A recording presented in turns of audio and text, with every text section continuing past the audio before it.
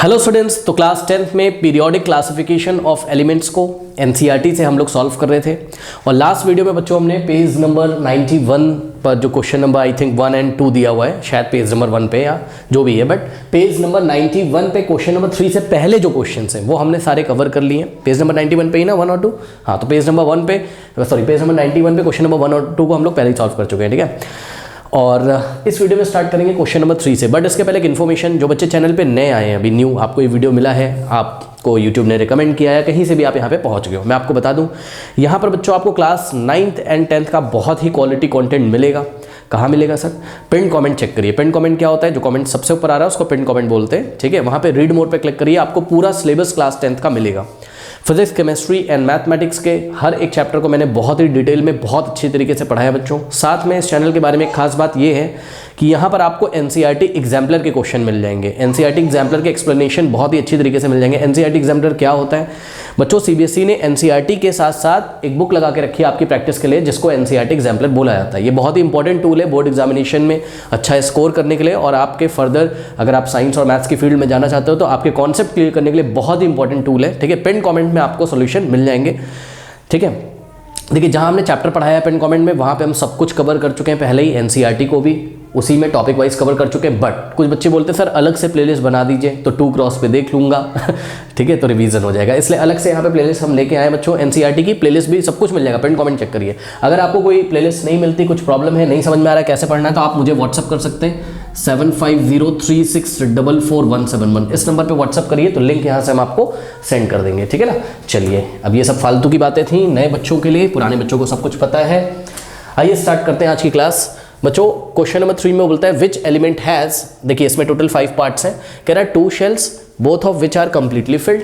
अब एक काम करते हैं हम लोग, 2 शेल्स ले लेते हैं हम लोग, ठीक है। कौन सी 2 शेल्स होंगी? देखिए शेल्स तो सभी बच्चों को पता होंगी, है ना। के शेल, फिर एल शेल, फिर एम शेल, फिर एन शेल, इस तरीके से शेल्स आती हैं, ठीक है ना। के शेल में मैक्सिमम 2 इलेक्ट्रॉन, 8 में मैक्सिमम, एल शेल में मैक्सिमम 8 इलेक्ट्रॉन आते हैं, एम में मैक्सिमम 18 आते हैं, लेकिन ज़रूरत पड़ने पर हम लोग 8 भी उसमें डालते थे, जैसे ऑर्गन में। वो सब क्लास में हम लोगों ने पढ़ रखा है। बहरहाल चलिए, अब ज़्यादा बात ना करते हुए हम आगे बढ़ते हैं, बिकॉज यहाँ पर आपको ज़्यादा से ज़्यादा ज़रूरत कितनी पड़ेगी? के शेल, एल शेल और एम शेल की, बस। आइए हम आपको सॉल्व कराते हैं इसको। देखिए बच्चों, 2 शेल्स हैं, केवल 2 शेल्स हैं, इसका मतलब के शेल लेना है और एल शेल लेना है। तो ध्यान से चेक करो, के शेल लिया हमने और एल शेल। अब इन्होंने क्या बोला? Are completely field. 2 शेल्स हैं और दोनों ही कंप्लीटली फिल्ड हैं, तो ध्यान से चेक करिए भाई, अगर कंप्लीटली फिल्ड है तो के शेल में मैक्सिमम कितने इलेक्ट्रॉन एकोमोडेट होते हैं? एकोमोडेट मतलब कितने इलेक्ट्रॉन के शेल में आ सकते हैं? मैक्सिमम 2। तो के शेल में हमने 2 इलेक्ट्रॉन डाल दिए। एल शेल में मैक्सिमम कितने इलेक्ट्रॉन्स अकोमोडेट होते हैं? 8। तो यहाँ पे 8 इलेक्ट्रॉन हमने डाल दिए। 2 + 8 कितना आ गया? 10। बस 10 इलेक्ट्रॉन्स किस में होते हैं? नियॉन में। चेक करो, तो यहाँ पर जो एलिमेंट का नाम है वो क्या है? नियॉन। और अगर आपको सिंबल लिखना हो तो आप सिंबल भी लिख सकते हो। देखो बच्चों, जितने इलेक्ट्रॉन्स होते हैं उतने ही प्रोटॉन होते हैं, ठीक है ना। जब एटम न्यूट्रल होता है तो ऑब्वियसली एटम न्यूट्रल होगा यहाँ पर, तो नियॉन का एटॉमिक नंबर कितना होता है? 10, ठीक है। इलेक्ट्रॉन्स भी इसमें 10 होंगे, तो हमारा एलिमेंट कौन सा है? नियॉन है। और वैसे भी अगर कंप्लीटली फिल्ड है, ध्यान से चेक करो, इसका ऑक्टेट कंप्लीट है तो नोबल गैस तो होगी, है ना। चलो नेक्स्ट देखते हैं, द इलेक्ट्रॉनिक कन्फिग्रेशन 282। अब देखिए इलेक्ट्रॉनिक कन्फिग्रेशन जो इन्होंने दे दिया है, यहाँ से आप एलिमेंट पहचान सकते हैं। कैसे सर? सारे इलेक्ट्रॉन्स को बच्चों काउंट कर लीजिए। 2 + 8 कितना हो गया? 10। 10 + 2 कितना हो गया? 12। 12 इलेक्ट्रॉन है, यानी कि 12 प्रोटॉन होंगे। जितने प्रोटॉन होते हैं वही उसका एटॉमिक नंबर होता है। तो 12 कौन से एलिमेंट के एटम का एटॉमिक नंबर होता है? मैग्नीशियम का, ठीक है ना। तो यानी कि यहाँ पर आंसर आएगा हमारा क्या? मैग्नीशियम, ठीक है ना। मैग्नीशियम का सिंबल क्या होता है बच्चों? Capital M small g। Next बढ़ते हैं पार्ट 3 की तरफ। और टोटल ऑफ 3 शेल्स, बच्चों टोटल कितनी शेल्स हैं? 3 शेल है ना। के शेल है, एल शेल है, एम शेल है, और क्या बोला है? With 4 electrons in its valence shell, ठीक है ना। बहुत बढ़िया। चलिए देखिए जरा, यहाँ पे सॉल्व करके दिखाता हूँ, ठीक है ना। देखो के शेल है इनके पास, एल शेल है और एम शेल है, और कंडीशन क्या दी हुई है बताइए? कंडीशन दी है with 4 electrons in its valence shell. ये वैलेंस शेल क्या होती है? आउटर मोस्ट शेल, जो सबसे बाहर वाली शेल होगी ना। टोटल इन्होंने मेरे को बोला टोटल ऑफ 3 शेल्स, तो मैंने 3 शेल्स बना ली, K shell, L shell, M shell, और यहाँ पर with 4 electron in its valence shell. Valence shell कौन सी होती है? Outermost shell. तो ध्यान से चेक करिए बच्चों, यहाँ पर देखिए एम में टोटल आउटर मोस्ट शेल है ना, एम ही तो सबसे बाहर वाली शेल है, तो इसमें हमने सबसे बाहर वाली शेल में 4 इलेक्ट्रॉन्स डाल दिए। अब एक बात बताओ बच्चों, हमने क्लास में पढ़ा हुआ है बाहर वाले जो आउटर मोस्ट शेल है यहाँ पे m वैलेंस शेल, इसमें 4 इलेक्ट्रॉन तभी गए होंगे जब अंदर के शेल्स कंप्लीटली फिल्ड हो गए होंगे, यानी कि जो अंदर बचे उसको आप अपने मन से फिल कर दीजिए। कैसे फिल करेंगे सर बताइए? k शेल में मैक्सिमम कितने इलेक्ट्रॉन अकोमोडेट होते हैं? 2, तो हमने 2 रख दिया। l शेल में मैक्सिमम कितने इलेक्ट्रॉन अकोमोडेट होते हैं? 8, तो हमने 8 रख दिया। अब काउंट कर लीजिए, 2 8 4 इलेक्ट्रॉनिक कन्फिग्रेशन है, तो काउंट करिए 8 + 2 10, 10 + 4 कितना हो गया? 14। 14 एटॉमिक नंबर किसका होता है? 14 इलेक्ट्रॉन है, यानी कि 14 ही प्रोटॉन होंगे, यानी कि 14 ही इसका एटॉमिक नंबर होगा। तो 14 एटॉमिक नंबर किसका होता है? तो जवाब है सिलिकॉन का होता है। किसका होता है? सिलिकॉन का। 1 से 20 तक एटॉमिक नंबर हमने क्लास में याद कराए हुए हैं आप लोगों को, ठीक है ना। तो यहाँ पर आंसर आएगा मेरा क्या? पार्ट सी में सिलिकॉन। सिलिकॉन का बच्चों symbol capital S small I। Next बढ़ते हैं पार्ट डी की तरफ। A total of 2 shells with 3 electrons in valence shell. ध्यान दें जरा, अ टोटल ऑफ 2 शेल्स, कितनी शेल्स हैं यहाँ पर? 2 शेल्स हैं with 3 electron in its valence shell. Okay, देखते हैं जरा। तो टोटल यहाँ पर आपके पास, यहाँ मैं इसको सॉल्व करता हूँ, यहाँ पे देखिए जरा कितने शेल्स हैं इसमें टोटल? 2, तो K शेल और L shell, correct, with 3 electron in its valence shell. Valence shell कौन सी शेल होती है? Outermost shell. तो ध्यान चेक करो बच्चों, आउटर मोस्ट शेल तो L ही होगी क्योंकि 2 ही तो शेल है, K शेल L शेल। तो वैलेंस शेल में कितने इलेक्ट्रॉन्स है? Total 3 electrons. तो यहाँ पे आपने 3 रखना है। अब देखो यहाँ पर L शेल में 3 इलेक्ट्रॉन तभी गए होंगे जब इसके अंदर वाला शेल कंप्लीटली फिल्ड हो गया होगा। तो अंदर वाला शेल कौन सा है? K शेल, और K शेल में मैक्सिमम इलेक्ट्रॉन कितने अकोमोडेट होते हैं? 2, करेक्ट। तो 2, 3, तो 2 + 3 कितना आ गया? 5। 5 कौन से एलिमेंट का एटॉमिक नंबर होता है? 5 किसका होता है? बोरॉन का। 5 किसका होता है एटॉमिक नंबर? बोरॉन का, ठीक है ना। तो इसका मतलब हमारा ये जो एलिमेंट है ये कौन सा है? बोरॉन। बोरॉन, बोरॉन का जो सिंबल होता है वो क्या होता है? Capital B, correct. Now E part is a very interesting part. कह रहा है twice as many electron in its second shell as in its first shell. ध्यान से चेक करो, कह रहा है कि twice as many electron in its second shell as in its first shell. अगर आप ध्यान दें इस क्वेश्चन पे तो केवल उन्होंने 2 शेल्स के बारे में बात किया है, फर्स्ट शेल और सेकंड शेल, ठीक है ना। तो हमें कितनी शेल्स यहाँ पे सोचनी चाहिए? केवल 2 शेल सोचनी चाहिए, ठीक है ना। तो ये वाले को देखो मैं यहाँ पे आपको सॉल्व करके दिखाता हूँ, ठीक है ना। तो हमने बच्चों यहाँ पर सोचा K शेल और L शेल को हमने सोचा, 2 ही शेल सोचनी है क्योंकि फर्स्ट शेल और सेकंड शेल के बारे में बात करा है। लेकिन कंडीशन क्या लगाई है? ध्यान से चेक करिए, twice as many electron in its second shell as in its first shell. इस बात का क्या मतलब है? इस बात का ये मतलब है कि फर्स्ट शेल में जितने इलेक्ट्रॉन है ना उसका ट्वाइस कर दो, उसका ट्वाइस का मतलब 2 टाइम्स कर दो, उसका 2 टाइम्स कर दो। कहाँ? सेकंड शेल में। यानी कि वो हिंट देना चाहते हैं कि सेकंड शेल में कितने इलेक्ट्रॉन है, फर्स्ट शेल में जितने होते हैं उसका ट्वाइस करना है। एक बात बताओ, आपको इतना तो पता ही कि फर्स्ट शेल में कितने इलेक्ट्रॉन्स होंगे? 2 होंगे, ठीक है ना। फर्स्ट शेल में यानी कि K शेल में 2 इलेक्ट्रॉन्स हैं, तो सेकंड शेल में कितने होंगे? 4 होंगे। कैसे? ये जो K शेल में 2 इलेक्ट्रॉन्स का ट्वाइस करना है, इसका 2 टाइम्स करना है। 2 का 2 टाइम्स करो, 2 × 2 करोगे तो कितना आ जाएगा? 4, करेक्ट। कोई डाउट है बताइए? तो 2, 4 एटॉमिक नंबर कितना हो जाएगा? 2 + 4 कितने हो जाएंगे? 6 एटॉमिक नंबर किसका होता है? कार्बन का। और बहुत ही साफ साफ दिख रहा है 2, 4 कार्बन एंड कंपाउंड में हमने पढ़ रखा है, कार्बन ही तो होता है ना। तो चलो यहाँ पे जो नेक्स्ट आ जाएगा आपके पास लास्ट में आंसर, वो क्या हो जाएगा? कार्बन। कार्बन का सिंबल क्या होता है? Capital C। ये ब्रैकेट में हमने लिख देना। ओके, कर लीजिए। Now students, question number 4। There are 2 parts of question number 4। Part A, what property do all elements in the same group of the periodic table as boron have in common. मतलब समझिए जरा, periodic table में कह रहा है कि what properties of all element in the same group in the same column. सुनो बच्चों, पीरियोडिक टेबल में पता है पीरियड्स क्या होते हैं? बताइए। रो और कॉलम समझते हो? देखो ये आपकी जो हॉरिजॉन्टल होंगी, ये जो हॉरिजॉन्टल होती हैं ऐसे, हॉरिजॉन्टल मतलब ऐसे मैं फर्श पे खड़ा हूँ ना, यहाँ फर्श के पैरेलल जो लाइन होगी उसको हॉरिजॉन्टल बोलते हैं, और फर्श पे ऐसे जो खड़ी होगी उसको वर्टिकल बोलते हैं, ठीक है ना। तो ये देखिए जो हॉरिजॉन्टल लाइंस होंगी इनको हम रोज बोल सकते हैं। क्या बोल सकते हैं? रोज। या फिर इनको हम क्या बोल सकते हैं? पीरियड्स। याद है आपको पीरियोडिक टेबल में ये पीरियड्स होते थे जो ऐसे पड़े पड़े रहते थे, ये सब पीरियड्स हैं। और ऐसे खड़े जो आपको वर्टिकल दिखाई पड़ते थे इनको हम क्या बोलते थे? कॉलम या फिर ग्रुप। बात समझ में? तो बच्चों इन्होंने जो कॉलम की बात करी इसका मतलब ये पीरियोडिक टेबल में किसकी बात कर रहे हैं? ग्रुप्स की बात कर रहे हैं, ठीक है ना। अब ये क्या कह रहे हैं? कह रहे हैं what property do all elements in the same group. Column को काट के मैंने ग्रुप कर दिया, मुझे समझ में नहीं आ रहा था तो मैंने कॉलम को काट के मैंने ग्रुप कर दिया, अब मेरे को पढ़ने में आसानी होगी।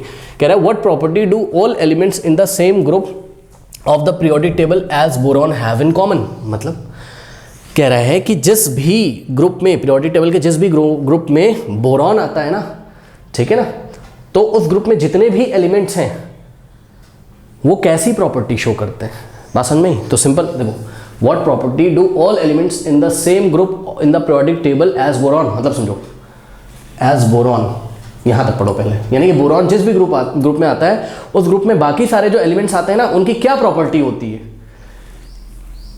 हैव इन कॉमन, मतलब इन सभी में कॉमन क्या प्रॉपर्टी होती है। यानी कि सिंपल शब्दों में सुनिए, ग्रुप नंबर 13 में जो एलिमेंट्स आते हैं उनमें क्या कॉमन प्रॉपर्टी होती है। तो आइए जरा चेक करते हैं ग्रुप नंबर 13 में, ध्यान से चेक करिए, ग्रुप नंबर 13, ठीक है, ऑफ द, चलो ग्रुप नंबर 13 में आ जाओ। ग्रुप नंबर 13 याद किया आपने, कैसे होता था ग्रुप नंबर 13? बैंगन, आलू, गाजर इन थैली, याद है आपको? ये देखिए, बैंगन, आलू, गाजर इन थैली, ठीक है ना, ठीक है। तो ध्यान से चेक करो, यहाँ पे नीचे के एलिमेंट्स की हम बात नहीं करते हैं, कई बार हमने आपको बताया है, ठीक है। बैंगन मतलब बोरॉन, एल मतलब aluminium, gallium, indium, thallium, correct. तो बैंगन, आलू, गाजर इन थैली, यहाँ पर अगर आप लोग ध्यान से चेक करें तो कुछ अगर आपको ना याद हो, आपको एल्युमिनियम के बारे में तो याद होगा, ठीक है। एल्युमिनियम का एटॉमिक नंबर कितना होता है बताइए? 13, ठीक है ना। तो एल्युमिनियम का जगह इलेक्ट्रॉनिक कन्फिग्रेशन करिए, देखिए एल्युमिनियम का आपने इलेक्ट्रॉनिक कन्फिग्रेशन किया 13 का, तो कितना है? 2,8,3। ध्यान से चेक करो बच्चों, ये जो एल्युमिनियम है इसके आउटर मोस्ट में कितने इलेक्ट्रॉन्स हैं? 3 इलेक्ट्रॉन है, यानी कि 3 इलेक्ट्रॉन ये लूज करके ऑक्टेट कंप्लीट करना चाहता है। चेक करो, 3 इलेक्ट्रॉन एल्युमिनियम अगर लूज कर दे तो ये ऑक्टेट कंप्लीट कर लेगा, सही है। हर एक एलिमेंट का एटम चाहता है कि वो अपना ऑक्टेट कंप्लीट कर ले या तो ड्यूप्लेट कंप्लीट कर ले और स्टेबल हो जाए। तो इस तरीके से एल्युमिनियम 3 इलेक्ट्रॉन लूज कर देगा। तो एल्युमिनियम की वैलेंसी कितनी होगी? 3। वैलेंसी क्या होती है बताओ, पता है? वैलेंसी होती है कंबाइनिंग कैपेसिटी। किसी एटम की वैलेंसी क्या होती है? Combining capacity. कंबाइनिंग कैपेसिटी का मतलब सुनो, कोई भी एटम स्टेबल होने के लिए जब वो अपना ऑक्टेट कंप्लीट करना चाहता है या ड्यूप्लेट कंप्लीट करना चाहता है, तो उस दौरान कोई भी एटम जितने भी इलेक्ट्रॉन बाहर निकाल दे, ठीक है, जितने भी इलेक्ट्रॉन अपने से बाहर निकाल दे, यानी कि किसी को दे दे या किसी एटम से इलेक्ट्रॉन को, जितने भी इलेक्ट्रॉन को ले ले या किसी भी एटम से जितने इलेक्ट्रॉन शेयर कर ले, वही क्या होती है? उसकी वैलेंसी। इसी को हम कंबाइनिंग कैपेसिटी ऑफ एलिमेंट बोलते हैं। जैसे कि यहाँ पर देखिए, एल्युमिनियम अपने 3 इलेक्ट्रॉन निकाल देगा, किसी को दे देगा तो इसका ऑक्टेट कंप्लीट हो जाएगा, ठीक है ना। इसलिए हम यहाँ पे बोलेंगे कि एल्युमिनियम ने अपना ऑक्टेट कंप्लीट करने के लिए, क्योंकि 3 इलेक्ट्रॉन बाहर निकाल दिए हैं, ठीक है ना, किसी को दे देगा, इसलिए एल्युमिनियम की वैलेंसी कितनी हो जाएगी? 3। बात समझ में आई कि नहीं? आप यहाँ पे एग्जांपल भी देख सकते हैं, ठीक है। एग्जांपल कैसे? देखिए, एल्युमिनियम अपने जब 3 इलेक्ट्रॉन दे देता है तो एल्युमिनियम पे क्या आता है? 3 पॉजिटिव, ठीक है। अब ये इलेक्ट्रॉन लेता कौन है? क्लोरीन ले लेता है, याद है आपको? क्लोरीन के आउटर मोस्ट में कितने होते हैं? 7 इलेक्ट्रॉन, ठीक है ना। तो 7 इलेक्ट्रॉन अगर होते हैं तो 1 इलेक्ट्रॉन गेन करके वो अपना ऑक्टेट कंप्लीट कर लेता है। तो इस तरीके से Cl पे क्या आ जाता है? माइनस, ठीक है। ये 3 इधर जाता था, ये इधर 1 आता था, तो क्या आता था? Al1Cl3। यहाँ 1 लिखते नहीं थे। एल्युमिनियम ट्राइक्लोराइड देखिए बना। बहरहाल ये सब बना के नहीं दिखाना, हमें सिर्फ ये चेक करना था कि ग्रुप नंबर 13 में वैलेंसी कितनी है यहाँ पर। तो चेक करो, एल्युमिनियम की वैलेंसी अगर 3 है तो बाकी सारे, हमने पढ़ा है क्लास में क्या, किसी भी कॉलम में या ग्रुप में जितने भी एलिमेंट्स आते होंगे सबकी वैलेंसी क्या रहती है? एक जैसी रहती है। तो इसका मतलब ये जो बोरॉन है, बोरॉन की वैलेंसी भी कितनी होगी? 3।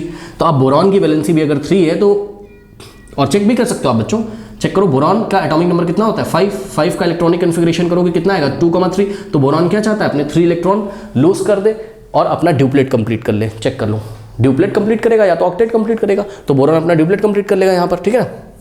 तो बहरहाल यहाँ पर जितने भी एलिमेंट्स आ रहे हैं ग्रुप नंबर 13 में, सबकी वैलेंसी कितनी हो जाएगी? 3, क्योंकि सभी एलिमेंट्स ये चाहते हैं कि 3 इलेक्ट्रॉन लूज कर दें और या तो अपना ड्यूप्लेट कंप्लीट कर लें और या तो अपना ऑक्टेट कंप्लीट कर लें। तो बहुत सिंपल सा इसका आंसर है। देखिए एग्जाम में कैसे लिखेंगे इस चीज़ को, हमने लिखा क्या? The element boron is in the column और ग्रुप नंबर 13। सबसे पहले आपको ये बताना है कि बोरॉन आता कहाँ पर है। तो बोरॉन कहाँ आता है? ग्रुप नंबर 13 में of the periodic table, and has valency of 3। फिर बोरॉन की आप वैलेंसी 3 बता दीजिए। फिर आप बता दीजिए कि अब जितने भी एलिमेंट्स आते होंगे ग्रुप नंबर 13 या फिर कॉलम नंबर 13 में, ठीक है ना, या फिर जिस भी कॉलम में बोरॉन आता है उसमें जितने भी एलिमेंट्स आते हैं सबकी वैलेंसी कितनी होगी? 3। बस सिंपल, यही बात आगे लिखिए। So all the elements in the same column of periodic table as boron, मतलब जितने भी एलिमेंट्स उस कॉलम में आते होंगे, किस कॉलम में? जिस कॉलम में बोरॉन है, विल हैव वैलेंसी ऑफ 3। सबकी वैलेंसी कितनी होगी? 3 होगी। तो इस तरीके से हम लोग लिखेंगे। अब पार्ट बी को देखिए, कह रहा है कि what property do all elements in the same column of periodic table as fluorine have in common, ठीक है ना। अब चेक कर लो, सेम क्वेश्चन है, ये भी सिमिलर क्वेश्चन एकदम, ठीक है ना। तो आपको जाना है कहाँ? पीरियोडिक टेबल में जाना है और ग्रुप नंबर कहाँ जाना है 17 में, क्योंकि फ्लोरीन कहाँ आता है ग्रुप नंबर 17 में आता है, इतना तो याद ही होना चाहिए, हेलोजन फैमिली होती है, ठीक है ना। तो ग्रुप नंबर 17 में आ जाइए, ये देखिए ग्रुप नंबर 17 में आ गए हम लोग, ठीक है। तो ग्रुप नंबर 17 में क्या होता था, याद करो, फ्लोरीन, क्लोरीन, ब्रोमीन, आयोडीन और एस्टेटाइन। हमने बताया नीचे के एलिमेंट्स की आपको बात करनी नहीं है, ठीक है, आप यहीं से बस चेक कर सकते हो। अगर आपको फ्लोरीन के बारे में नहीं याद है तो क्लोरीन तो बहुत फेमस है, क्लोरीन का तो सबको याद होगा। क्लोरीन का एटॉमिक नंबर कितना होता है स्टूडेंट्स, क्लोरीन का एटॉमिक नंबर होता है कितना 17, है ना, अभी बताया भी था मैंने आपको कि क्लोरीन की वैलेंसी 1 होती है। तो 17 का इलेक्ट्रॉनिक कन्फिग्रेशन करो 2,8,7। अब क्लोरीन क्या चाहता है, क्लोरीन के आउटर मोस्ट में 7 इलेक्ट्रॉन्स है, तो ये क्या करेगा, ये सोचता है भाई एक इलेक्ट्रॉन कहीं से बाहर से हम ले लें, गेन कर लें, तो इसका ऑक्टेट कंप्लीट हो जाएगा, 7 की जगह 8 इलेक्ट्रॉन हो जाएंगे इसका आउटर मोस्ट शेल में, ठीक है ना। तो इस तरीके से हमने क्या बताया था, वैलेंसी क्या होती है, वैलेंसी कंबाइनिंग कैपेसिटी होती है, मतलब कोई एटम जितने इलेक्ट्रॉन किसी को दे दे या किसी से ले ले या किसी दूसरे एटम के साथ जितने भी इलेक्ट्रॉन वो शेयर करे, वही क्या होती है इसकी वैलेंसी। अब ध्यान से चेक करो, लास्ट एग्जाम्पल जो हमने आपको दिया वहां एल्युमिनियम 3 इलेक्ट्रॉन लूज कर रहा था, तब उसका ऑक्टेट कंप्लीट हो रहा था, तो उसकी वैलेंसी कितनी थी 3। यहां पर क्लोरीन लूज नहीं कर रहा है, कोई बात नहीं, गेन कर रहा है, कितने इलेक्ट्रॉन गेन करना चाहता है बताओ 1, इसलिए इसकी वैलेंसी कितनी है 1। बात समझ में है कि नहीं। तो valency is the combining capacity, simple. तो यहां से आपने पकड़ लिया कि फ्लोरीन आता है ग्रुप नंबर 17 में, और यहीं पे ग्रुप नंबर 17 में देखो फ्लोरो, क्लोरो, ब्रोमो, आइडो, एस्टेटाइन, याद है। फिर कल बाहर आएगा ऑटो, फिर कल बाहर आएगा ऑटो, फिर मतलब फ्लोरीन, कल मतलब Cl मतलब क्लोरीन, बाहर मतलब ब्रोमीन, आएगा का आई हम लोग ले लेते हैं मतलब आयोडीन, ऑटो, ऑटो का capital A small T, astatine, ठीक है। तो यहाँ पे आप देख सकते हो कि क्लोरीन की वैलेंसी 1 है तो फ्लोरीन की भी वैलेंसी 1 होगी। और अगर आपको सीधे फ्लोरीन का एटॉमिक नंबर याद है, ऑब्वियसली याद होगा 9 होता है, तो 2,7 इसका इलेक्ट्रॉनिक कन्फिग्रेशन है। आप चेक कर सकते हो कि फ्लोरीन भी किसी से 1 इलेक्ट्रॉन गेन करके अपना ऑक्टेट कंप्लीट करना चाहता है, इसलिए फ्लोरीन की भी वैलेंसी कितनी है 1 है। तो जब आपको पता ही चल गया कि फ्लोरीन की वैलेंसी 1 है, तो फ्लोरीन जिस भी ग्रुप में आता है, यानी कि ग्रुप नंबर 17 में, वहाँ पे जितने भी एलिमेंट्स होंगे सभी की वैलेंसी कितनी होगी 1 होगी। तो इसी बात को आप यहाँ पे लिख दीजिए। देखिए हमने लिखा यहाँ द एलिमेंट फ्लोरीन, फ्लोरीन का हमने सिंबल बना दिया, आप इंग्लिश में लिखिएगा fluorine. The element fluorine is in column और ग्रुप नंबर 17। पहले तो आप उसका ग्रुप नंबर बता दीजिए, ठीक है, ऑफ द पीरियोडिक टेबल। फिर and has a valency of 1, और फ्लोरीन की आप वैलेंसी बता दीजिए, बता दी। उसके बाद आप लिख दीजिए so all the elements in the same group of periodic table as fluorine will have a valency of 1। तो जितने भी एलिमेंट ग्रुप नंबर 17 में यानी कि फ्लोरीन वाले ग्रुप में आते होंगे या फ्लोरीन वाले कॉलम में आते होंगे, सभी एलिमेंट्स की वैलेंसी कितनी होगी 1। ओके, कर लीजिए। Question number 5, an atom has electronic configuration 2,8,7। देखिए बच्चों बहुत ईजी है, आप पहचान गए होंगे। कोई एटम है जिसका इलेक्ट्रॉनिक कन्फिग्रेशन 2,8,7 है, कौन है वो, क्लोरीन है। बहुत ईजी है, चेक कर लीजिए। 8 + 2 10, 10 + 2 7, कितना हो गया 17, यानी कि आपका एटम कौन सा है, क्लोरीन है, ठीक है। एटॉमिक नंबर भी आपको पता चल गया, क्योंकि आपको पता है जितने इलेक्ट्रॉन्स होंगे उतने ही प्रोटॉन होंगे, तो इलेक्ट्रॉन आपने काउंट कर लिए, कितने आ गए 2, 8, 7, 17। तो प्रोटॉन इसमें 17, जितना प्रोटॉन होता है वही उसका एटॉमिक नंबर होता है। पार्ट ए में पूछा है what is the atomic number of this element, तो answer is atomic number of, आप पूरा लिखिएगा, मैं ओनली आंसर लिख दे रहा हूँ। Atomic number of this element is what 17, ठीक है ना। नाउ पार्ट बी देखिए बच्चों, to which of the following element would it be chemically similar. बच्चों देखिए यहाँ पे आपको कुछ एलिमेंट्स दिए हुए हैं, नाइट्रोजन, फ्लोरीन, फॉस्फोरस, ऑर्गन। कह रहा है इनमें से किसके सिमिलर, इनमें से किसके सिमिलर होगा, कौन, जिसका इलेक्ट्रॉनिक कन्फिग्रेशन दिया हुआ है। किसका इलेक्ट्रॉनिक कन्फिग्रेशन दिया हुआ है बताइए, क्लोरीन का। तो क्लोरीन जैसा केमिकल प्रॉपर्टी कौन शो करता है इनमें से। अब देखिए एक बात तो मैं आपको बताना चाहता हूँ, यहाँ इन्होंने बच्चों पैरेंथेसिस में आपको एटॉमिक नंबर दे रखे हैं, एग्जाम में नहीं देगा आपको, एटॉमिक नंबर आपको 20 तक याद होनी चाहिए, ठीक है ना। तो इनमें से क्या, इनमें से ये जो जिस भी एलिमेंट के बारे में यानी कि क्लोरीन के बारे में लोग बात करते हैं, हम तो पहचान नहीं चुके हैं, है ना। तो इनमें से किसके केमिकली सिमिलर होंगी केमिकल प्रॉपर्टी, किसकी, क्लोरीन की। देखो एक बात बताएं, इसको करने के 2 तरीके। पहला तरीका पता है क्या है, आपको पीरियोडिक टेबल में ये पता होना चाहिए कि क्लोरीन कौन से ग्रुप में आता है।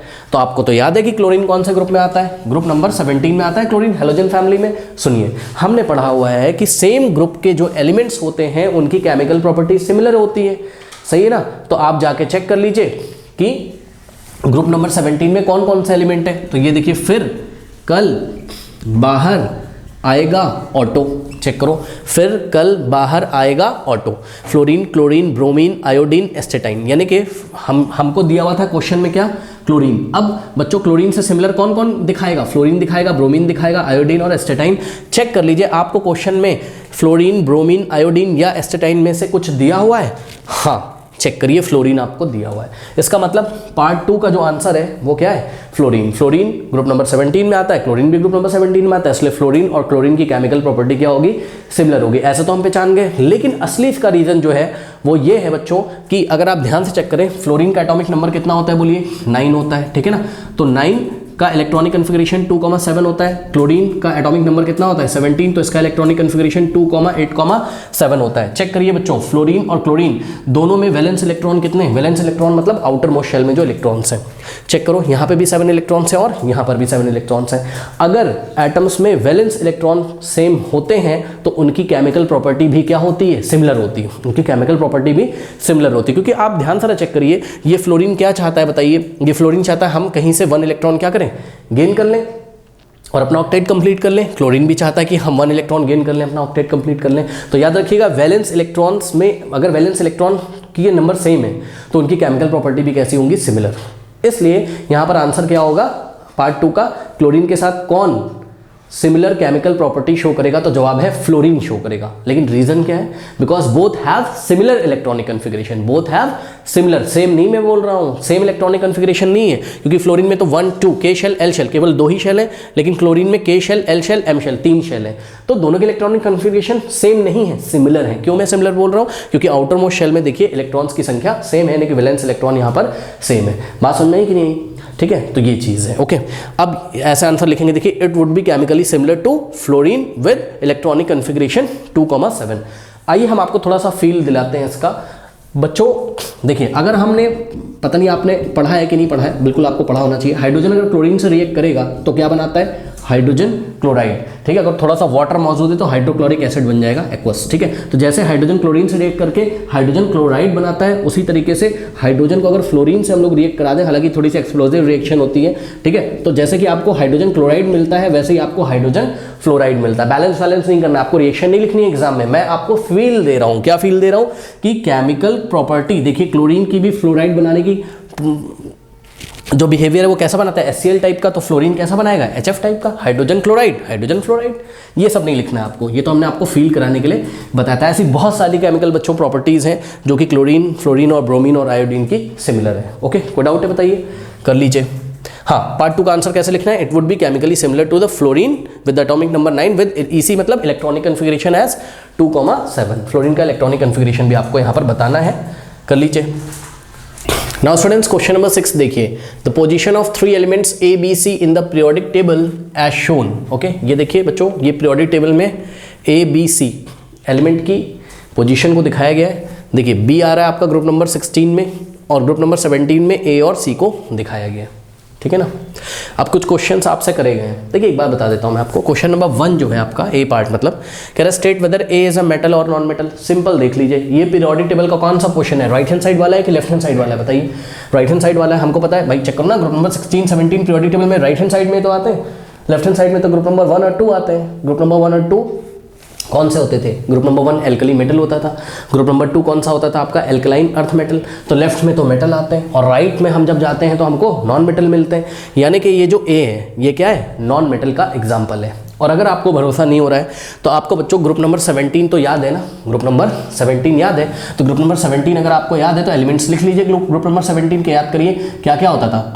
फ्लोरीन, मैं यहाँ लिख रहा हूँ ग्रुप नंबर 17 के एलिमेंट्स, फ्लोरीन, ये दो फिल इन द ब्लैंक्स है, यहाँ फ्लोरीन आना चाहिए था, यहाँ क्या आना चाहिए था, ए की जगह क्लोरीन, ठीक है। फिर क्या आना चाहिए था, ब्रोमीन, और फिर सी की जगह क्या आना चाहिए था, आयोडीन। चेक करो, फ्लोरीन, क्लोरीन, ब्रोमीन, आयोडीन, यानी कि जो ए है वो कौन है, वो क्लोरीन ही तो है, सही है। ए कौन है, क्लोरीन है। अब क्लोरीन का एटॉमिक नंबर भी आप लोगों को याद है बच्चों, क्लोरीन का एटॉमिक नंबर कितना होता है बताइए। ये देखिए यहाँ पे लिखते हैं, कहीं लिख देते हैं, यहाँ पे देखिए क्लोरीन का एटॉमिक नंबर 17 होता है। 17 का इलेक्ट्रॉनिक कन्फिग्रेशन करिए 2,8,7। क्लोरीन के आउटर मोस्ट में कितने इलेक्ट्रॉन आ रहे हैं, 7। तो अपना ऑक्टेट कंप्लीट करने के लिए ये 1 इलेक्ट्रॉन एक्सेप्ट करेगा, किसी से 1 इलेक्ट्रॉन लेगा, है ना। और हमने केमिस्ट्री में पढ़ा है, सुनो, जो एटम इलेक्ट्रॉन लूज करेंगे ना तो वो तो मेटल होते हैं, लेकिन जो गेन करेंगे वो क्या होंगे, नॉन मेटल, सही है। तो चेक करो, क्लोरीन तो इलेक्ट्रॉन क्या कर रहा है, एक्सेप्ट करेगा, लेगा किसी से। तो जो इलेक्ट्रॉन लेते हैं वो तो नॉन मेटल होते हैं, जो इलेक्ट्रॉन लूज करते हैं वो तो मेटल होते हैं। जैसे कि ध्यान से चेक करिए, सोडियम है, सोडियम का इलेक्ट्रॉनिक कन्फिगरेशन 2,8,1 होता है, इसके आउटर मोस्ट में 1 इलेक्ट्रॉन है, तो 1 तो लूज करेगा ये अपना ऑक्टेट कंप्लीट करने के लिए, इसलिए सोडियम क्या आपका मेटल है। ठीक है। तो केमिस्ट्री की भाषा ही यही है कि जो मेटल लूज कर दे वो मेटल, सॉरी, जो इलेक्ट्रॉन लूज कर दे वो मेटल, और जो गेन करे वो नॉन मेटल। तो इस तरीके से अपनी नॉलेज से हमें पता चल चुका है कि ए क्या है आपका, नॉन मेटल है। तो हमने आंसर दिया क्या, A is a non metal. Part A हो गया। पार्ट बी में आइए। पार्ट बी में कह रहा है state whether C is more reactive और लेस रिएक्टिव देन ए। ये बढ़िया एक क्वेश्चन है। कह रहा है जो ए है ना वो सी से ज़्यादा रिएक्टिव होगा कि लेस रिएक्टिव होगा। ठीक है, अब ये क्या चीज़ पूछ ली, बात समझिए। देखिए बच्चों, अगर आपको ना याद हो मैं बता दूं, हमने क्लास में पढ़ा हुआ है कि ग्रुप नंबर 17 को हैलोजन फैमिली बोलते हैं। क्या होता है ये हैलोजन्स होते हैं। ठीक है, इनको हम हैलोजन बोलते हैं। फ्लोरीन, क्लोरीन, ब्रोमीन, आयोडीन, ये सब हैलोजन होते हैं। ठीक है ना। इनका काम क्या होता है, ये बाहर से एक इलेक्ट्रॉन एक्सेप्ट करना चाहते हैं। ठीक है ना। लेकिन हैलोजन फैमिली में जब हम टॉप टू बॉटम चलते हैं, हैलोजन फैमिली नॉन मेटल है, हैलोजन फैमिली में जब हम टॉप टू बॉटम जाएंगे ना तो रिएक्टिविटी डिक्रीज करती है। सुन लीजिए क्यों करती है वो मैं आपको बता दूंगा, लेकिन आप ध्यान से चेक करो। यहाँ से बच्चों आप टॉप टू बॉटम चलोगे हैलोजन फैमिली में, ग्रुप नंबर 17 में। तो अब मेरे पास जगह नहीं है, मैं कैसे लिखूँ, यहाँ पे लिखता हूँ। देखिए थोड़ा एडजस्ट करिएगा। ठीक है, मैंने लिखा यहाँ रिएक्टिविटी डिक्रीजेस। ठीक है ना, reactivity decreases. Top to bottom जाओगे तो लेस रिएक्टिव होते जाएंगे एलिमेंट्स। ओके, यानी कि अगर हम आपसे पूछें कि फ्लोरीन ज़्यादा रिएक्टिव है कि ब्रोमीन ज़्यादा रिएक्टिव है, तो जवाब है फ्लोरीन ज़्यादा रिएक्टिव है। जो ऊपर आता होगा वो ज़्यादा रिएक्टिव होगा, नीचे वाला लेस रिएक्टिव होता है। तो इसका मतलब bromine is less reactive then fluorine. इसी तरीके से इन्होंने हमको क्वेश्चन क्या पूछा है, हमको पूछा है ए और सी में ज़्यादा रिएक्टिव कौन है। देखिए ना, पढ़िए क्वेश्चन। कह रहा है कि द पोजीशन, सॉरी कहाँ गया, state whether C is more reactive और लेस रिएक्टिव देन ए। तो सी बताइए, सी ए से नीचे आ रहा है, सही है ना। सी ए से कहाँ आ रहा है, नीचे आ रहा है, तो सी कैसा होगा, लेस रिएक्टिव होगा। देखो एक बात बताएं, सुन लो, एक बात बताते हैं हम आपको। जैसे आप ग्रुप नंबर 1 में आ जाइए, ग्रुप नंबर 1 में हाइड्रोजन अगर मैं छोड़ दूं तो क्या क्या आता है बताइए, lithium, sodium, potassium, rubidium, caesium. ठीक है ना। टॉप टू बॉटम जब चलोगे तो साइज आपका बढ़ता है पीरियोडिक टेबल में, जो जनरल ट्रेंड है। यानी कि लिथियम का साइज इतना, फिर सोडियम का उससे बड़ा, पोटेशियम उससे बड़ा, रुबिडियम उससे बड़ा और सीजियम उससे बड़ा। मेटल में जब आप टॉप टू बॉटम चलोगे ना तो रिएक्टिविटी इंक्रीज करती है। मेटल्स में अगर आप चलोगे टॉप टू डाउन तो रिएक्टिविटी क्या करती है, रिएक्टिविटी मेटल्स में टॉप टू बॉटम इंक्रीज करती। क्यों करती है सर, इंक्रीज इसलिए करती है क्योंकि मेटल का काम क्या होता है, इलेक्ट्रॉन को लूज करना। ध्यान से चेक करिए, मेटल इलेक्ट्रॉन को लूज करना चाहते हैं। जैसे कि ध्यान से चेक करिए जरा, मान लीजिए कि सोडियम को हम और पोटेशियम को आपको दिखाते हैं। सोडियम का साइज है इतना, पोटेशियम का इतना है। ठीक है ना। सोडियम का इलेक्ट्रॉनिक कन्फिग्रेशन 2,8,1 और पोटेशियम का 2,8,8,1। अब बताइए सोडियम आराम से इलेक्ट्रॉन को लूज कर देगा कि पोटेशियम कर देगा, तो जवाब है पोटेशियम कर देगा, क्योंकि पोटेशियम का साइज बड़ा है। तो इसका जो न्यूक्लियस होगा ना, पोटेशियम का न्यूक्लियस का जो पॉजिटिव चार्ज होता है उसका कंट्रोल बाहर वाले इलेक्ट्रॉन पे अच्छे से नहीं हो पाएगा। क्यों, चेक करो, यहाँ पे पॉजिटिव चार्ज है ना न्यूक्लियस में, तो बाहर वाला इलेक्ट्रॉन तो थोड़ा सा दूर है। ये वाला जो बैलेंस इलेक्ट्रॉन है, 1 इलेक्ट्रॉन ये दूर है, तो न्यूक्लियस का कंट्रोल इस पर उतना अच्छा नहीं हो पाएगा। लेकिन सोडियम को चेक करो, इसका साइज छोटा है तो आउटर मोस्ट इलेक्ट्रॉन पे कंट्रोल इसका अच्छा रहेगा। तो अगर हम सोडियम और पोटेशियम में कॉम्पिटिशन कराएं तो कौन अच्छे से इलेक्ट्रॉन लूज करेगा, तो जवाब है पोटेशियम अच्छे से लूज करेगा। जो अच्छे से लूज करेगा इलेक्ट्रॉन वही तो अच्छे से केमिकल रिएक्शन करेगा। यानी कि ज़्यादा रिएक्टिव कौन, तो जवाब है नीचे वाला। यानी कि ऊपर से नीचे जाओगे साइज बढ़ता जाएगा और मेटल की इलेक्ट्रॉन लूज करने की टेंडेंसी बढ़ती जाएगी, यानी कि उनकी रिएक्टिविटी भी बढ़ती जाएगी। लेकिन नॉन मेटल में उल्टा होता है। नॉन मेटल में चेक करिए, जब आप ऊपर से नीचे जाएंगे ना, नॉन मेटल इलेक्ट्रॉन लूज नहीं करते हैं, नॉन मेटल इलेक्ट्रॉन गेन करते हैं, इलेक्ट्रॉन गेन करते हैं। ठीक है ना। तो ध्यान से चेक करिए, टॉप टू बॉटम जाने पर काम तो वही होगा, क्या, साइज तो इंक्रीज होगा। साइज तो हमको पता है, टॉप टू बॉटम जाते हैं तो साइज इंक्रीज करता है, लेफ्ट टू राइट जाते हैं तो across the period left to right जाते हैं तो साइज डिक्रीज होता है। तो चेक करो, फ्लोरीन का साइज अगर इतना तो क्लोरीन का इससे बड़ा, तो ब्रोमीन का इससे बड़ा, तो यहाँ पर आयोडीन है ना, आयोडीन का सबसे बड़ा। अब एक बात बताइए बच्चों, इन सब का नॉन मेटल है, इनका काम क्या है, केमिकल रिएक्शन जब कर रहे होंगे तो इलेक्ट्रॉन एक्सेप्ट करेंगे, गेन करना। कौन अच्छी तरीके से गेन कर लेगा, तो जवाब है जिसका साइज छोटा होगा वो अच्छी तरीके से इलेक्ट्रॉन गेन कर लेगा। क्यों, क्योंकि जिसका साइज छोटा होगा तो उसका जो, यहाँ देखिए न्यूक्लियस पे जो पॉजिटिव चार्ज है ना, वो बाहर से आने वाले इलेक्ट्रॉन को, न्यूक्लियस पे पॉजिटिव चार्ज है, इलेक्ट्रॉन पे नेगेटिव, अच्छे से खींच लेगा। ठीक है ना।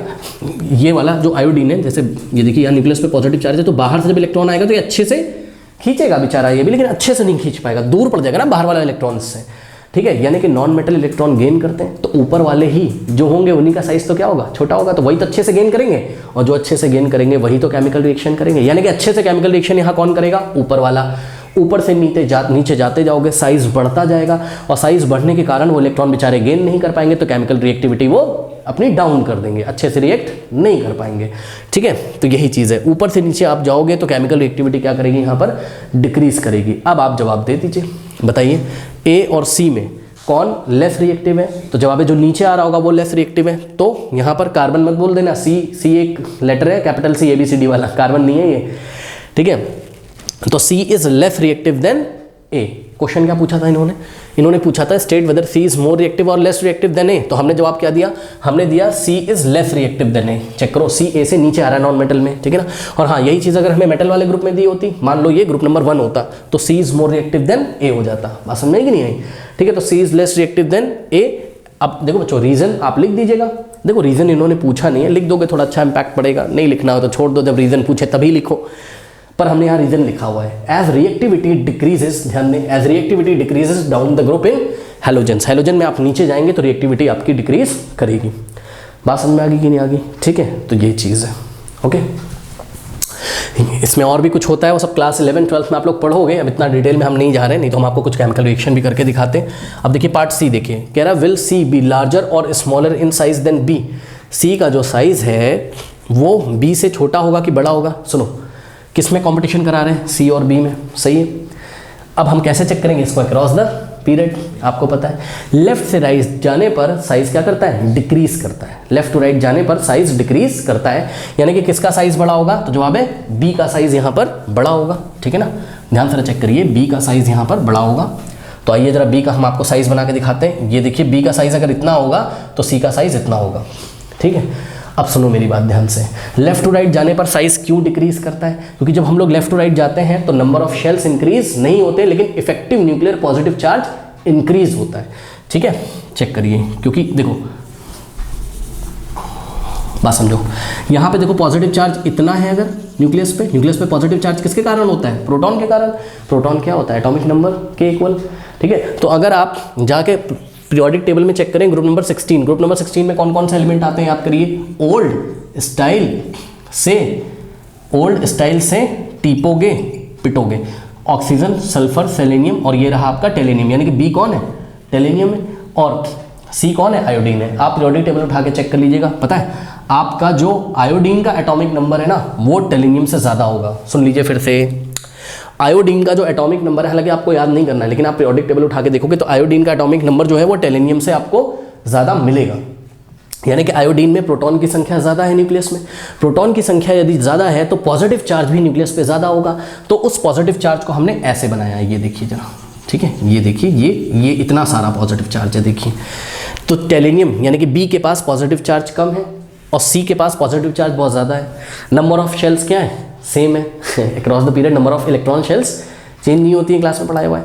तो बताइए, ये जो पॉजिटिव चार्ज है ये बाहर वाले इलेक्ट्रॉन को अच्छी तरीके से ऐसा खींच लेगा, और खींच लेगा तो बाहर वाले इलेक्ट्रॉन, ऐसे एक्चुअल में इलेक्ट्रॉन नहीं, इलेक्ट्रॉन क्लाउड्स होते हैं, वो सब क्लास 11 में आप पढ़ोगे, वो उसका ऐसा खींच लेगा तो साइज कैसा हो जाएगा? छोटा हो जाएगा। पॉजिटिव नेगेटिव को अट्रैक्ट करता है तो इसका साइज कैसा हो जाएगा? छोटा हो जाएगा, और इसका साइज इसके कंपैरिजन में बड़ा रहेगा। इसलिए हम लोग बोलते हैं लेफ्ट टू राइट जाते हैं तो क्योंकि न्यूक्लियस पे न्यूक्लियर पॉजिटिव चार्ज बढ़ता है, नंबर ऑफ शेल्स की संख्या सेम रहती है, इसलिए साइज डिक्रीज कर जाता है, याद है। और टॉप टू बॉटम क्या होता था? नंबर ऑफ शेल्स इंक्रीज हो जाती थी, इसलिए साइज इंक्रीज। तो top to bottom size increases, left to right decreases. ठीक है, तो अगर लेफ्ट टू राइट डिक्रीजेस तो यानी कि सी जो होगा आपका, सी का जो साइज होगा वो लेस होगा, किससे? बी से। C is less than B, correct. यही बात हमने यहाँ लिखी है, C will be smaller in size B as, ठीक है ना, C will be smaller in size than B. Reason, as we move across a period, the nuclear charge increases। जब हम लेफ्ट टू राइट चलते हैं पीरियड में तो nuclear पे पॉजिटिव चार्ज क्या करता है? इंक्रीज करता है, and therefore electron comes closer to the nucleus, इसलिए बाहर वाले इलेक्ट्रॉन न्यूक्लियस के पास आ जाते हैं और साइज डिक्रीज कर जाता है, इसलिए सी का साइज बी से कैसा होगा? छोटा होगा। तो ये भी हमने आपको बता दिया, ठीक है। नेक्स्ट आइए पार्ट डी, देखिए बच्चों, कह रहा which type of ion, cation और anion will be formed by A. अब आपको क्वेश्चन पूछ रहा है कि ये जो ए है ये कैटायन बनाएगा कि एनायन बनाएगा। सुन लीजिए, अगर आपको नहीं पता, कैटायन मतलब पॉजिटिव आयन, एनायन मतलब नेगेटिव आयन। कैटायन कब बनता है? जब कोई एटम इलेक्ट्रॉन लूज करता है तो कैटायन बनता है, मतलब जितने इलेक्ट्रॉन वो निकाल देता है उतना उस पर पॉजिटिव आ जाता है। जैसे कि सोडियम का एग्जांपल दिया था, सोडियम का एटॉमिक नंबर 11 होता है, तो 2,8,1 तो बाहर एक इलेक्ट्रॉन है, अगर इसको लूज कर देगा तो सोडियम पे कितना आ जाएगा? +1। ठीक है, मेटल लूज करते हैं, नॉन मेटल गेन करते हैं। अब आपको क्लियरली पता चल गया होगा वो ए के बारे में बात कर रहे हैं, ए तो नॉन मेटल है तो पक्का इलेक्ट्रॉन गेन करेगा, और जो इलेक्ट्रॉन गेन करेगा वो कैटायन नहीं बनाएगा, वो एनायन बनाएगा। एनायन मतलब अनेगेटिव आयन, एनायन मतलब अनेगेटिव आयन। चेक करो, क्लोरीन का एटॉमिक नंबर 17 होता है, इलेक्ट्रॉनिक कन्फिग्रेशन करिए 2,8,7, सही है।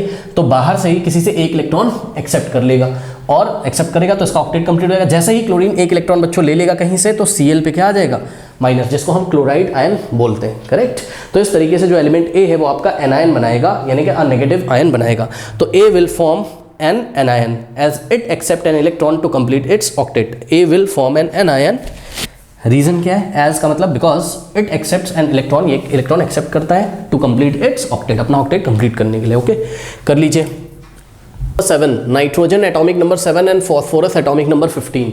देखिए, मैं ये मानता हूँ कि एग्जाम में जब ये क्वेश्चन आएगा तो आपको एटॉमिक नंबर वो नहीं देंगे, तो याद होना चाहिए। हमको याद है नाइट्रोजन का एटॉमिक नंबर 7 होता है और एटॉमिक नंबर फॉस्फोरस का आपका क्या होता है? 15। देखिए, आपको इनका ग्रुप नंबर याद है क्या? यस, इनका ग्रुप नंबर क्या है आपका? 15 है, याद करिए। ठीक है ना, ग्रुप नंबर 15 में आपका क्या आता था? याद करिए, नाना, पाटेकर, ऐश्वर्या, सब, बिंदास। ठीक है, याद है आपको? नाना, पाटेकर, ऐश्वर्या, सब, बिंदास। करेक्ट। ओके, चलो बहुत बढ़िया, यानी कि ग्रुप नंबर 15 के ये एलिमेंट्स हैं। ठीक, तो इन्होंने आपसे सबसे पहले क्वेश्चन ये पूछा है, अच्छा बोला भी इन्होंने कि belong to the group number 15 of the periodic table. कह रहा है write the electronic configuration of 2 elements. इनके इलेक्ट्रॉनिक कन्फिग्रेशन आपको लिखने हैं, तो चलिए सबसे पहले हम इनका इलेक्ट्रॉनिक कन्फिग्रेशन ही लिख देते हैं। तो नाइट्रोजन का यहाँ पे लिख रहा हूँ, नाइट्रोजन का इलेक्ट्रॉनिक कन्फिग्रेशन क्या होगा? बोली 2,5। करेक्ट। तो नाइट्रोजन में कितने शेल्स हैं? Only 2 shells, K shell, L shell. और फॉस्फोरस का लिखिए, फॉस्फोरस का एटॉमिक नंबर कितना है? 15। तो 2,8,5, यानी कि नाइट्रोजन सॉरी फॉस्फोरस के कितने शेल्स हैं total? 1 2 3, K shell, L shell और M शेल। यहाँ भी चलिए लिख लेते हैं। नाइट्रोजन का इलेक्ट्रॉनिक कन्फिग्रेशन 2,5, फॉस्फोरस का 2,8,5। करेक्ट, ऐसा कुछ हो गया। अब देखते हैं आगे क्वेश्चन क्या पूछा है। बट आगे क्वेश्चन पढ़ने से पहले मैं आपको बता दूं, इन्होंने वैसे आपसे क्वेश्चन कह रहा है which of these element will be more electronegative by. देखिए, कुछ बच्चों को इलेक्ट्रोनेगेटिविटी नहीं पता है। इलेक्ट्रोनेगेटिविटी क्या होता है मैं आपको बता दूं। सबसे पहले इलेक्ट्रोनेगेटिविटी क्या होता है उसको आप फील कर लो। देखो, फील करना पड़ेगा। Electronegativity, what is electronegativity?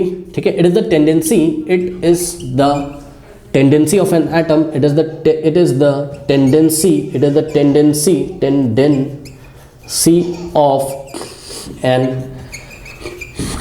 atom to attract shared paired electron। ये क्या लिख दिया मैंने? to attract shared paired electron। ठीक है, एक एग्जांपल से आइए मैं इसको समझाता हूँ। it is the tendency of an atom या it is the tendency of an atom to attract shared paired electron. सुनिए इसको, आइए हम आपको एक एग्जांपल से समझाते हैं। आपने कोवेलेंट बॉन्ड पढ़े हैं, कौन से चैप्टर में पढ़े? मेटल नॉन मेटल में। कोवेलेंट बॉन्ड कब बनते हैं?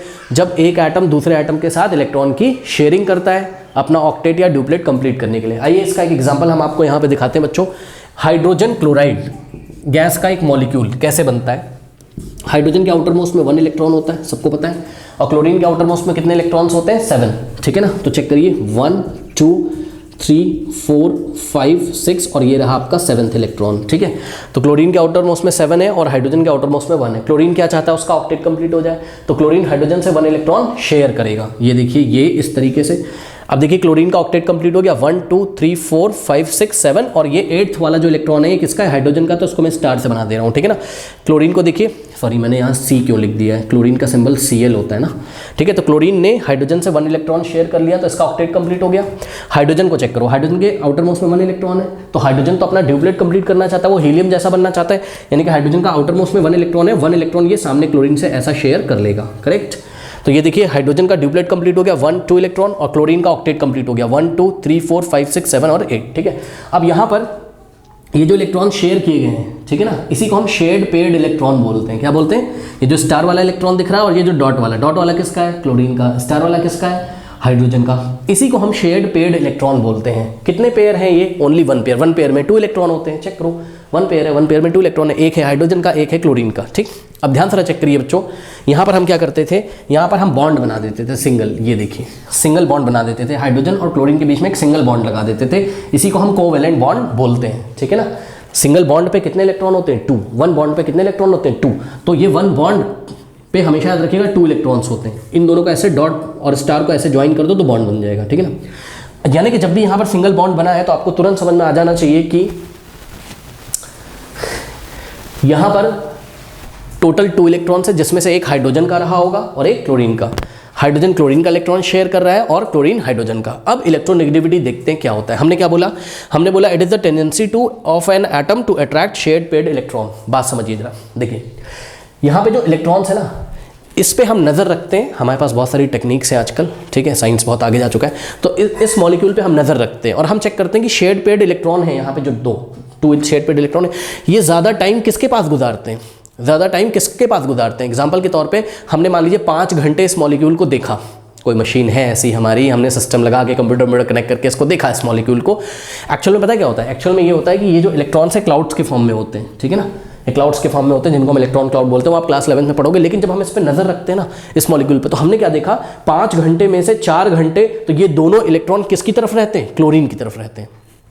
तो इसीलिए बोला जाता है कि शेयर्ड पेयर्ड इलेक्ट्रॉन को ज़्यादा अट्रैक्ट करके कौन रख रहा है, क्लोरीन, इसलिए क्लोरीन की इलेक्ट्रोनेगेटिविटी ज़्यादा है। बात समझ में, देखिए किसी एलिमेंट की कौन से एटम की इलेक्ट्रोनेगेटिविटी ज़्यादा है, ये रिसर्च का एक टॉपिक है। ठीक है ना, रिसर्च करके हम चेक करके किताबों में छाप देते हैं, बच्चों को याद करना पड़ता है रीजंस के साथ, उसके रीजन हम लोग कुछ ना कुछ बता देते हैं। तो बच्चों यहाँ शेयर्ड पेयर्ड इलेक्ट्रॉन को ज़्यादा कौन अट्रैक्ट करके रखता है, तो जवाब है क्लोरीन। इसलिए आपने देखा होगा कभी कभी हम लोग पढ़ाई करते टाइम कुछ ऐसा आपको दिखा देते हैं कि Cl पे आ जाएगा क्या, नेगेटिव, और हाइड्रोजन पे आ जाएगा क्या, पॉजिटिव। डेल मतलब बहुत छोटा नेगेटिव और ये डेल का साइन है, डेल मतलब बहुत छोटा पॉजिटिव। ठीक है, जिधर इलेक्ट्रॉन खिसक गए हैं ज़्यादा, जो ज़्यादा शेयर करके रख रहा है, आप चाहो तो ऐसे माइनस भी डाल सकते हो, कोई दिक्कत नहीं है, ऐसे प्लस भी डाल सकते हो। जिसकी तरफ ज़्यादा टाइम गुजारते हैं उस पर आएगा माइनस, और जिससे दूर हट जाते हैं उस पर आएगा पॉजिटिव। लेकिन यहाँ ध्यान देने वाली बात यह है, क्या क्लोरीन ने, ध्यान से चेक करिए, क्या क्लोरीन ने इलेक्ट्रॉन ले लिया, क्या दोनों इलेक्ट्रॉन क्लोरीन ले लिया, नहीं लिया, नहीं है, ज़्यादा टाइम अपने पास रखता है। इसी बात को केमिस्ट्री की भाषा में क्या बोलते हैं कि कोई एटम जिसकी टेंडेंसी इलेक्ट्रॉन को ज़्यादा अट्रैक्ट करने की हो, गेन करने की नहीं बोला है, अट्रैक्ट करने की बोला है। ठीक है, तो उस अट्रैक्शन की क्षमता को, उस अट्रैक्शन की टेंडेंसी को हम क्या बोलते हैं, इलेक्ट्रोनेगेटिविटी। तो यहाँ पर हाइड्रोजन और क्लोरीन में इलेक्ट्रोनेगेटिविटी किसकी ज़्यादा है, तो जवाब है क्लोरीन की इलेक्ट्रोनेगेटिविटी यहाँ पर ज़्यादा है। इसी तरीके से अगर आप देखें तो ऑक्सीजन हाइड्रोजन के साथ बॉन्ड ऐसा कुछ बनाता है, ये वाटर का मॉलिक्यूल है, तो हमने आपको कई बार दिखाया ऑक्सीजन पे माइनस डाल देते हैं और हाइड्रोजन पे हम पॉजिटिव साइन आपको दिखाते हैं। ऐसा क्यों, क्योंकि ऑक्सीजन की इलेक्ट्रोनेगेटिविटी क्या है, हाई है। तो ये ऑक्सीजन क्या करता है, ये बॉन्ड वाले जो इलेक्ट्रॉन्स है ना शेयर्ड पेयर्ड, इनको अपनी तरफ ज़्यादा टाइम तक अट्रैक्ट करके रखता है, इसलिए ऑक्सीजन की इलेक्ट्रोनेगेटिविटी हाइड्रोजन से ज़्यादा हो गई। तो ये कुछ एग्जाम्पल्स थे आपके। अब आइए देखते हैं जरा कि थोड़ा सा दिमाग लगाइए बच्चों, कौन इलेक्ट्रॉन को ज़्यादा अट्रैक्ट करेगा, तो जवाब है जिसका न्यूक्लियर पे पॉजिटिव चार्ज ज़्यादा होगा। ठीक है ना भाई, बाहर से किसी इलेक्ट्रॉन को अट्रैक्ट करना है, कौन ज़्यादा करेगा, तो जवाब है जिसके न्यूक्लियर पे पॉजिटिव चार्ज। न्यूक्लियस में क्या होता है बताओ, प्रोटॉन होता है ना, न्यूट्रॉन भी होता है, न्यूट्रॉन तो न्यूट्रल होता है, प्रोटॉन पे क्या होता है, पॉजिटिव चार्ज। तो उस पॉजिटिव चार्ज की वजह से जिसका पॉजिटिव चार्ज ज़्यादा होगा वो इलेक्ट्रॉन को अच्छे से अट्रैक्ट कर लेगा, यानी कि उसकी इलेक्ट्रोनेगेटिविटी यहाँ पर ज़्यादा होगी, जिसमें इफेक्टिव न्यूक्लियर पॉजिटिव चार्ज ज़्यादा आएगा। ये इफेक्टिव न्यूक्लियर पॉजिटिव चार्ज क्या होता है, आइए आपको समझाते हैं। ध्यान से बच्चों जो है चेक करिए यहाँ पर कि देखिए, अब उन्होंने हमसे क्वेश्चन किया है कि नाइट्रोजन और फॉस्फोरस में किसकी इलेक्ट्रोनेगेटिविटी ज़्यादा है, तो इसको आपको विजुलाइज करना होगा। आइए हम आपको इसको विजुलाइज करके दिखाते हैं। बहुत बढ़िया ये क्वेश्चन पूछा गया है, ध्यान से चेक करते हैं। देखिए, electronegativity is the tendency to attract shared paired electron. आइए जरा नाइट्रोजन का स्ट्रक्चर बनाते हैं। तो नाइट्रोजन का ये देखिए न्यूक्लियस होगा ऐसे कहीं, ठीक है, ये देखिए ये के शेल है, के शेल में बच्चों कितने इलेक्ट्रॉन है बोलिए, 2, तो ये 2 इलेक्ट्रॉन हमने बना दिए। ठीक है, और के शेल के बाद आ गई आपकी क्या, एल शेल। एल शेल में कितने इलेक्ट्रॉन है बताइए, 5, तो 1 2 3 4 5, ये किसका स्ट्रक्चर है आपका, नाइट्रोजन के एटम का। ठीक है, अब आइए हम आपको दिखाते हैं यहाँ पर फॉस्फोरस का एटम। ठीक है ना, तो कहाँ पे दिखाएं, इसको हटा देते हैं, इसका कोई काम है नहीं। ठीक है, चलो फॉस्फोरस को देखिएगा बच्चों, ये रहा फॉस्फोरस का न्यूक्लियस। ठीक है ना, इस पे पॉजिटिव चार्ज हम थोड़ा सा ज़्यादा दिखा रहे हैं, क्योंकि आप ध्यान से चेक करिए नाइट्रोजन में कितने प्रोटॉन है, टोटल 7। अरे भाई 2 + 5, जितने इलेक्ट्रॉन उतने ही प्रोटॉन, तभी तो एटम न्यूट्रल होता है, क्योंकि प्रोटॉन पे होता है पॉजिटिव चार्ज और इलेक्ट्रॉन पे होता है नेगेटिव। ठीक है ना, चलो फॉस्फोरस का एटॉमिक नंबर कितना 15, ठीक है ना। तो क्योंकि फॉस्फोरस का एटॉमिक नंबर 15 है तो यहाँ प्रोटॉन भी कितने हुए 15, तो इसलिए 15 के कारण थोड़ा सा ज़्यादा यहाँ पर पॉजिटिव चार्ज आ रहा होगा। लेकिन ध्यान से चेक करिए बच्चों, यहाँ पर फॉस्फोरस में शेल कितने हैं, नाइट्रोजन में K शेल L शेल है, लेकिन फॉस्फोरस में K shell L shell M shell है। और वैसे भी तो हमने पढ़ा हुआ है कि अगर आप किसी ग्रुप में टॉप टू बॉटम जाओगे तो नंबर ऑफ शेल्स इंक्रीज करते हैं। तो नाइट्रोजन में 2 शेल्स हैं तो फॉस्फोरस में आपके 3 शेल्स हो जाएंगे, ठीक है ना। अब ध्यान से चेक करिए बच्चों, ये K शेल बना दिया हमने, K शेल में कितने इलेक्ट्रॉन है चेक करके बताओ, यहाँ से 2 इलेक्ट्रॉन है, ठीक। और ये देखिए जरा, ये देखिए L शेल में कितने इलेक्ट्रॉन है 8, तो 2 और 2 कितने हो गए 4, ये हो गया 5, ये हो गया 6, ये हो गया 7 और ये हो गया 8। और M शेल में कितने इलेक्ट्रॉन है बताइए 5, तो ये देखिए ये M शेल है, 1 इलेक्ट्रॉन, 2 इलेक्ट्रॉन, 3 इलेक्ट्रॉन, 4 इलेक्ट्रॉन और 5 इलेक्ट्रॉन, करेक्ट। तो ये हो गई आपकी M शेल। ये हमने फॉस्फोरस का आपको एटम दिखाया, ठीक है। अब आप दिमाग लगाइए बच्चों, मुझे ये बताइए कि फॉस्फोरस जो है, फॉस्फोरस बाहर से जब कोई इलेक्ट्रॉन उसको मिलेगा, कैसे मिलेगा वो भी हम आपको दिखा रहे हैं। देखिए बाहर से कोई इलेक्ट्रॉन आया तो फॉस्फोरस इसको अच्छे से अट्रैक्ट कर लेगा, या बाहर से कोई इलेक्ट्रॉन आया तो नाइट्रोजन इसको अच्छे से अट्रैक्ट कर लेगा, नाइट्रोजन अच्छे से अट्रैक्ट कर लेगा। आप लोग समझ रहे होंगे क्यों। अब देखिए कुछ बच्चे बोल रहे होंगे कि सर इलेक्ट्रॉन को तो पॉजिटिव चार्ज अट्रैक्ट करता है और फॉस्फोरस का पॉजिटिव चार्ज क्या है, ज़्यादा है। हाँ आपकी बात सही है, लेकिन ध्यान से करो ना, नाइट्रोजन का साइज तो छोटा है, ठीक है। जब यहाँ से पॉजिटिव चार्ज का इफेक्ट ऐसे निकलेगा, ठीक है, इफेक्ट निकलने का मतलब समझो ना, दिमाग लगाओ। जैसे कि हमने ये मार्कर छोड़ा, मार्कर को किसी ने नीचे ऐसे खींच लिया, किसने खींचा, ग्रेविटेशनल फोर्स ने। किसने खींचा, ग्रेविटेशनल फोर्स ने। तो क्या आपको यहाँ कुछ जाल जैसा दिख रहा है जो उसको खींच लेता है, कुछ तो नहीं दिख रहा है यहाँ पे, बट ऐसा कुछ हम सोचेंगे यहाँ कुछ जाल जैसा है जो उसको ऐसा खींच लेता है। ठीक उसी तरीके से जैसे यहाँ ग्रेविटेशनल फोर्स ने इसको ऐसे खींच लिया है, तो जब कहीं पे इलेक्ट्रॉन बाहर से आएगा तो ये जो न्यूक्लियर पॉजिटिव चार्ज है इसका जाल जैसा कुछ निकल रहा होगा, ऐसा सोच लो ना, और वो उसको बाहर वाले इलेक्ट्रॉन को ऐसा अट्रैक्ट कर लेगा। इसी को हम बोलते हैं कि effect of nuclear positive charge, कि उसका इफेक्ट कितना है, वो कितना फोर्स लगा सकता है, ठीक है ना। अब ध्यान से चेक करिए बच्चों कि यहाँ से जब ये इफेक्टिव न्यूक्लियर पॉजिटिव चार्ज का इफेक्ट ऐसे निकल रहा होगा बाहर, कि क्या करने के लिए, बाहर वाले इलेक्ट्रॉन को अट्रैक्ट करने के लिए। इलेक्ट्रोस्टैटिक फोर्स लगेगा ना, पॉजिटिव और नेगेटिव के बीच में फोर्स क्या लगेगा, इलेक्ट्रोस्टैटिक फोर्स। तो जो फोर्स लगने जा रहा होगा, ये मार्कर पे क्या लगा, ग्रेविटेशनल फोर्स। मास के बीच में लगता है अर्थ का मास, मार्कर का मास और मास के बीच में ग्रेविटेशनल फोर्स, चार्ज और चार्ज के बीच में इलेक्ट्रोस्टैटिक फोर्स। तो यहाँ पॉजिटिव चार्ज, यहाँ नेगेटिव चार्ज, ठीक है। तो सुनो, जब ये इफेक्ट ऐसे निकल रहा होगा, ध्यान से चेक करिए, इस पॉजिटिव चार्ज को महसूस करने वाले ये भी तो इलेक्ट्रॉन है K शेल में और L शेल में। यहाँ से पॉजिटिव चार्ज निकला, कितने लोगों ने महसूस किया, 2 इलेक्ट्रॉन ये वाले और 5 इलेक्ट्रॉन ये वाले। अब जो बचा कुचा होगा वो बाहर निकलेगा और बाहर वाला इलेक्ट्रॉन उस पॉजिटिव चार्ज के इफेक्ट को महसूस करेगा। लेकिन यहाँ पे देखिए बच्चों, यहाँ पॉजिटिव चार्ज ज़्यादा है, हम मना नहीं कर रहे हैं क्योंकि इसमें प्रोटॉन ज़्यादा है, लेकिन ध्यान से चेक करो, यहाँ शेल्स भी तो ज़्यादा है, K shell, L shell, M shell, ठीक है। जब यहाँ से ये पॉजिटिव चार्ज का इफेक्ट निकलेगा तो इसको तो सारे महसूस करेंगे ना, ये दोनों इलेक्ट्रॉन भी महसूस करेंगे, ये 8 इलेक्ट्रॉन ये भी महसूस करेंगे, और उसके बाद ये देखिए 5 इलेक्ट्रॉन ये भी महसूस करेंगे, ठीक है ना। एग्जाम्पल के तौर पे आप इस तरीके से समझ सकते हो कि यहाँ से निकला मान लीजिए 90 यूनिट, कितना निकला, 90 इफेक्ट निकला। नंबर से बता रहा हूँ ताकि तुम्हें समझ में आ जाए। बाहर तक पहुँचा बच्चों, मान लीजिए बाहर तक पहुँचा, 90 में से 10 खा गए ये अंदर वाले और 20 खा गए ये बाहर वाले, ऐसे मान लीजिए। तो कितना 30 चला गया, कितना बचा 60। तो इसको कितने मिलेगा इलेक्ट्रॉन को, 60 इफेक्ट मिलेगा। लेकिन यहाँ पर देखिए, यहाँ पर 19 की जगह 100 था, सेंटर पर कितना इफेक्ट था, पॉजिटिव चार्ज का कितना इफेक्ट था, 100 यूनिट था मान लीजिए। लेकिन जब बेचारा निकला 10 खा गया ये अंदर वाला, ठीक है, 10 खा गया ये वाला शेल, 10 खा गया, ठीक है। इसने खा गया सपोज 40, ठीक, और बाहर वाले ने खा गए सपोज 10, बस एग्जांपल दे रहा हूँ। 10 + 40 50 + 10 कितना हो गया, 60 तो खा गए, बाहर कितना निकला बताइए, 40 बचा ना, तो इसको तो कम मिलेगा। बात समझ में आई?